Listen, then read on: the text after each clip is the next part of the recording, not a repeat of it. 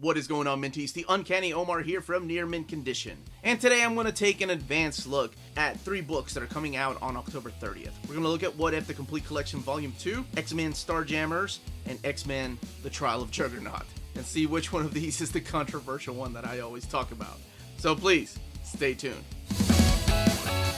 Okay, so let's take a look at What If first. But before we do, I'd like to say a quick thank you to David Gabriel and the folks at Marvel for sending us advanced copies of these books. And as I mentioned, they do come out on October 30th. And you can get them from... This episode is brought to you by cheapgraphicnovels.com, your online home for brand new graphic novels and collected editions up to 50% off cover price. Right now, they are currently running their Halloween horror sale, offering up to 80% off 450 spine-tingling titles. This sale runs through October 31st while supplies last. Some of the deals this week include BPRD Hell on Earth Volume 1 hardcover, originally $34.99, but at 50% off, it's $17.49. As well as the Crimson Complete Omnibus. The retail price is $125, but at 50% off, it is $62.50. You can find the sale by clicking on the banner on Cheap Graphic Novels homepage or by clicking in the link in the description below. Cheap Graphic Novels, your source for the hottest books with the kind of deep discount, quality shipping, and customer service that will keep you coming back for more. So here is What If, the Complete Collection Volume 2.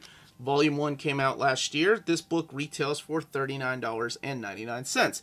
And here are the contents of the book. What If 13 through 15 and 17 through 23. So what is missing and why? I'm not 100% sure why. Well, I mean, I have a guess. But it's the... Master Kung Fu, and I have a feeling that it might be because of the Fu Manchu character that appears in it. So I'm not 100% sure if that's the reason, but that is the book that is missing. But everything else is in here. And what I would love to give, like, oh my gosh, this stuff right here, What Ifs, this was so awesome. So yes, it's alternate realities. As a matter of fact, Marvel is starting a TV show on Disney Plus. So what if Nova had been for other people? Okay, so it's just little things like that. What if Ghost Rider, Spider-Woman, Captain Marvel were villains? So things like that. Most of the stuff that I remember, though, were the books that were released in the 90s. This is the classic stuff here. So this is stuff from the late 70s, early 80s. What if Doctor Strange were a disciple of Dormammu? So... it's this kind of stuff, lots of talent. So you have talent like Roy Thomas, Bill Mantlo, Mark Gruenwald, and then on art, John Buscema, Carmine Infantino, and that's just to name a few. And just different tales from Marvel characters in different realities. So the book is right at around 370 pages, and it does have a couple of extras, which we'll look at. By the way, I love that it kicks off with this What If Conan, which is kind of funny and ironic because he kind of is. Walk the Earth Today, if you've been reading Savage Avengers. It's kind of an interesting team book. The letter pages are collected in here. What if Hulk had become a barbarian? I don't remember reading that one. Some of these I have never read, so it's really nice to have them all in just one complete collection. Well, as complete as they can be, right? So let's look at the extras here. Here's the cover art by Herb Trimpe. More internal artwork and original artwork. That's Pat Broderick. And then you have What If Classic trade paperbacks when they recolor the original art. So that's Gene Colan's artwork. And this is What If Volume 4. So this had been previously released in 2 trades, and they're all collected in here. I don't know if the 2 trades did have volume or issue 16, though. Next up, we're going to take a quick look at the XMen Starjammers. It does say by Dave Cockrum, but it's not all Dave Cockrum, because you also have Paul Smith and John Byrne is the other artist. So it kicks off with X-Men 107. The book does retail, by the way, for $39.99. And here's the contents of the book. X-Men 107 and 108, 154 through 158, 161 through 167, Spotlight on Starjammers 1 and 2. Those Spotlight books are about the only thing that haven't been previously collected in trades, or are not part of at least any of the books that I have seen. I don't think they're any part of the epics. I know they're not in any of the omnibuses, but perhaps one day. Those were written by Terry Cavanagh and drawn by Dave Cockrum. And I think that was the first time he'd drawn the Starjammers in about 7 to 8 years' time. So let's look at some of some of that stuff, because a lot of this had already been collected in the 3 Omnis and some trade paperbacks and epics. But more importantly, let's look at this Dave Cockrum stuff back here. So they also include the one panel where Dave Cockrum drew the Starjammers in this reprint of Giant Size X-Men 1 that has the Kitty Pryde birthday party backup story that happens after issue 167. But here is the 2 spotlights. So Terry Cabana, Dave Cockrum, Jeff Albrecht as inker, and John Wilcox as the colorist. I think this particular story also introduces some new characters to the Imperial Guard.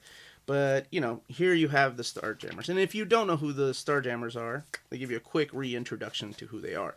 So you have Corsair, who's, of course, Cyclops, Havoc's father, Vulcan. Oh, gosh. I have to pronounce these names. I don't think I've ever said them out loud. Raza, that's okay. Hebzibah, I can do those. But Kiod, I think. And then this guy right here is like cr+ee. Oh, wait, they're the names right there. So, yes, if you can read that, those are the names right there. So, Cod, right? And cr+ee, please correct me in the comments down below, like you fine folks usually do. And let's see here. So, here's some Dave Cockrum artwork, inked by, you know, somebody else other than Terry Austin. Love when his stuff is inked by. Here is the actual Starjammer ship. Here's the second issue. So it's only 2 issues long. But like I said, a lot of new Imperial Guards were introduced in here. Binary, by this point, is also a member of the Starjammers. And Professor X. Oh, yeah, and we also have an appearance by Excalibur. So, yeah, this is, believe it or not, yeah, this is all Dave Cockrum on art. Just looks a little bit different than what you're accustomed to if you had only seen his stuff on X-Men. There's an explanation for this, so you got to read the book to find out why. Now, let's look at a few of the extras. So, oh, wait a minute. Those are original character designs. I have never seen this. So these are original character designs of the Starjammers. The guy was going to be called Bloodstar, Phaedra. And here's more of a Corsair and what he looks like and what he sent to Chris Claremont. Here's a note to Chris that was written for the original artboard. So this is on the back of it. The stuff from the Marvel Universe, which you've seen that omnibus overview. And then original pages. I'd love to have one of those original Dave Cockrum X-Men pages. And the last book we're going to look at is X-Men, The Trial of Juggernaut. And apparently I cannot read. That's Trial of the Juggernaut, rather. This book also retails for $34. Oh, no, it's cheaper. It's $34.99. The contents of the book are Uncanny X-Men 425 to 436, Exiles 28, 29, and 30, and then X-Men Unlimited 40 and 48. All of this in here is written by the, how do I put it, notorious Chuck Austin. If you've been a fan of the channel, you know how I feel about Chuck Austin's run on X-Men. It is a train wreck waiting to happen. It's the best way I can put it. But it's just also popular because of how bad it was. Like, I'm not even going to give away anything that happens in these stories. Like, the biggest draw, honestly, is Philip Tan. He came from Image. Now, Philip Tan also went on to do a lot of the Green Lantern stuff with Jeff Johns later on. He had a very anime-ish look back here. His style has changed quite a bit. But honestly, that's Kia Asemiya also had drawn for Chuck Austin. It's very interesting in that a lot of the anime-like artists were drawn to him, or I guess he picked them out. This is Clayton Henry. These are issues of Exiles, and it's a crossover with the X-Men. Oh gosh, the werewolves. Oh man. How do I explain his run? The Draco. By the way, okay, I'll talk about this. This book has previously been collected in these crappier trade paperbacks. These are probably about 15, 16 years old, and they're kind of falling apart. And this one, for a long time, was going out of print just because of how notorious it was. That fans of X-Men always talked about how bad these stories were. And so people had to go out there and read them for themselves. So, if you want to, yeah, go for it. I think it's just one of those things that if you're an X-Men reader, such as myself, you know, you're going to buy it. You're going to get it. If you're now getting into X-Men, you may want to know what all the talk was about. And these books are no longer out of print. Now they're back in print. This is a follow-up to this book right here, Unstoppable. But like I said, Philip Tan is the saving grace of the book. The devil being Nightcrawler's father, what the hell was going on at the time? Oh, man. Oh, She Lies with Angels. I don't think that's collected in here. That's later on. That's like a Romeo and Juliet story. Oh, and Juggernaut and... wait, The Trial of Juggernaut is only like 2 issues. It's where he hooks up with She-Hulk, like, just out of nowhere, and... oh, it's so bad. But I think that's all been retconned, and I think so has the Draco. Yeah, that... And there should be just one more of these collections to finish out Chuck Austin's run, too, on X-Men. Because he also did a few issues of X-Men. And, yeah, and they need to collect the rest of these before Chris Claremont came back to Uncanny. Now let's look at the books that have not previously been collected. This is X-Men Unlimited number 40. Gosh, I love that cover. Is that Josh Middleton? Kind of looks like his artwork. Clayton Henry's on art on this. But like I said, it's also a Chuck Austin story. And this is number 48 right here.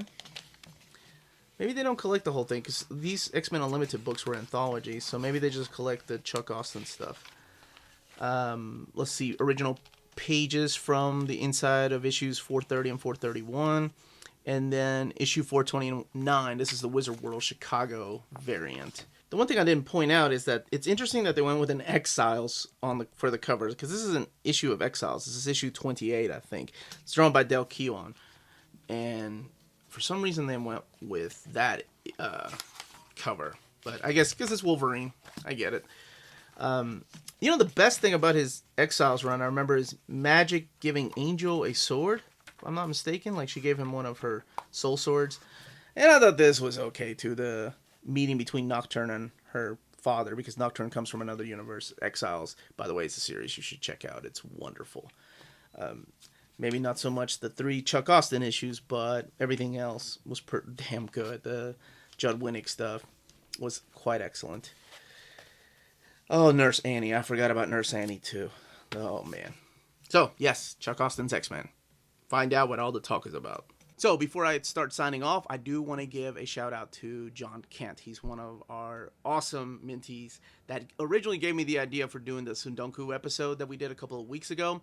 And I never gave him a proper shout out because I am honestly really forgetful as to, I thought the idea came from a Facebook message, and I remember Maddie talking about it a few months ago. So I apologize for all that, because he was the one that originally gave me the idea to do an episode. So thank you, and a mad shout out to John Kent. That was the contents of each book. Let me know in the comments down below if you're picking any of these up, if you're excited about these what ifs. God, I would love an omnibus.